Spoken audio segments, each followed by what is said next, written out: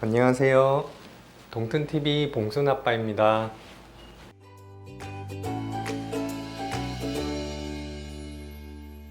오늘은 강아지 웨이염에 대해서 질문을 한번 받아볼 텐데요. 웨이염이라고 하면 바깥 귀 쪽에서 염증이 생겼다라는 뜻인데, 대부분은 우리가 밖에서 보이는 이제 귓바퀴랑 귀 구멍, 그쪽은 웨이에 해당된다고 할 수 있고, 그쪽에서 염증이 생기는 것을 웨이염이라고 합니다. 오늘은 그 질환에 대해서 한번 질문을 받아볼게요. 네, 엄청 높아요. 발생하는 원인은 여러 가지가 있는데, 한번 웨이염이 걸린 친구들은 계속 관리를 해줘야 되는 아이들이 거의 대다수입니다. 귀 청소해주고 약 먹이고 이렇게 계속 관리를 하게 되는 경우가 많은 것 같아요. 네, 맞습니다. 귀가 늘어져 있고 덮여져 있는 친구들이 좀 더 웨이염에 취약한 편입니다. 코카스파니엘, 특히 그런 종들 같은 경우에는 귀지 분비도 좀 많아가지고 웨이염에 좀 더 취약한 편이기도 합니다.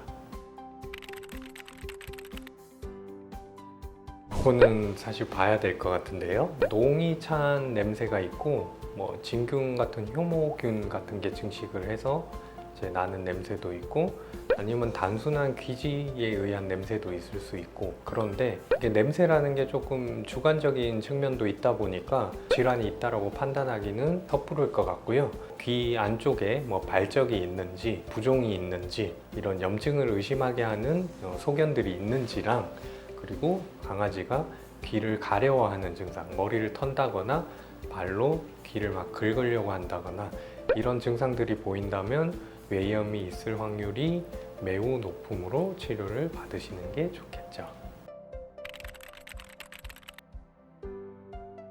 일부 맞는 말인데 조금 오해가 있을 수 있어요. 귀 청소를 열심히 해준다고 웨이염에 안 걸리는 건 아니에요. 그러니까 어느 정도 예방을 할 수 있는 측면은 분명히 있습니다. 왜냐하면 귀지 같은 경우는 세균이나 효모균 같은 것들이 잘 자라기 좋은 환경이거든요. 거기서 이제 웨이염이 발생을 하게 되는 건데, 귀지가 자꾸 제거가 돼서 배출이 된다라고 한다면 그런 균들이 조금 더 증식하기는 어렵겠죠.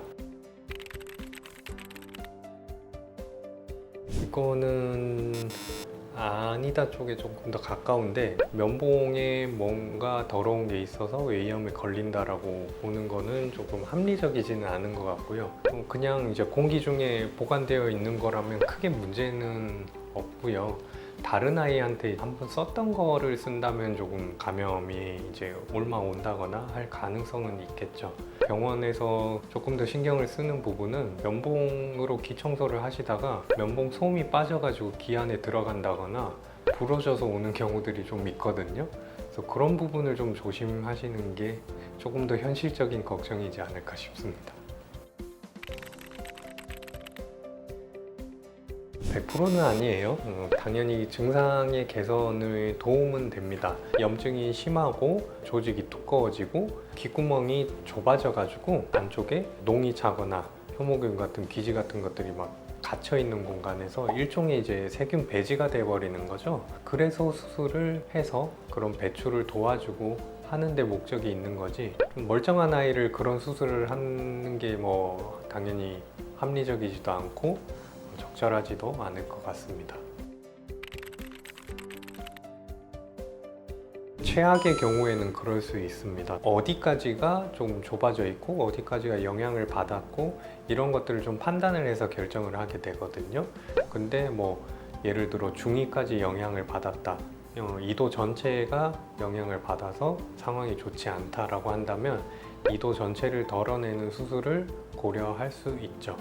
네, 오늘 웨이염에 대해서 질문을 좀 받아봤는데요. 이게 웨이염이 한번 만성적으로 가게 되면 정말 좀 고통스러워요. 보호자분도 힘들고 강아지도 가려워서 너무 힘들어하고, 그래도 웨이염이 이제 초기에 발생했을 때 조금 적극적인 치료를 하고 그 이후에 적절한 관리 방법을 통해서 잘 관리를 해준다면 재발하는 시기도 좀 늦춰볼 수 있으니까 신경을 좀 쓰고 관리를 잘 해보는 게 중요할 것 같아요.